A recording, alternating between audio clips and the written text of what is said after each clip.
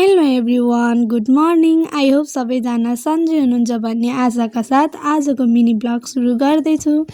अनि मैले ब्लग नहाले चाहिँ धेरै टाइम भइसक्यो है। अब के गर्नु, त्यस्तै हो, टाइम मिल्दैन। अब बिहान कलेज जाँदा नि अब ढिलै उठिन्छ अनि हतारमा कलेज गइन्छ, फेरि कलेजबाट आउँदाखेरि ढिलै हुन्छ।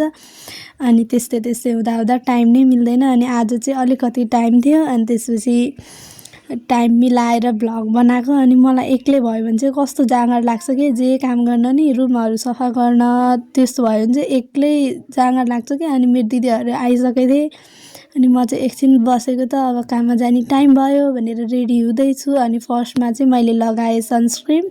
अनि यो चाहिँ मेरो क्युट काई हो है। अनि गाजल लगाउँदैछु म। अनि गाजल चाहिँ मिलेकै थिएन क्या, कहिले के हो नि कहिले के हुनु, एउटा आँखामा राम्रो भयो अर्कोमा राम्रै हुँदैन है।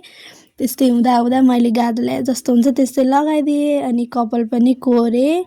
अनि कपाल बाटेर चट्ट परेर मैले चाहिँ मस्कारा चाहिँ लाउनै बिर्सिरहेको थिएँ कि, किनकि म मस्कारा नलाइ त काहीँ पनि जान्न, त्यो त तपाईँहरूलाई पनि थाहा छ। अनि लिपस्टिक पनि अलिकति लगाइदिइहालौँ न त भनेर लगाइदिएँ।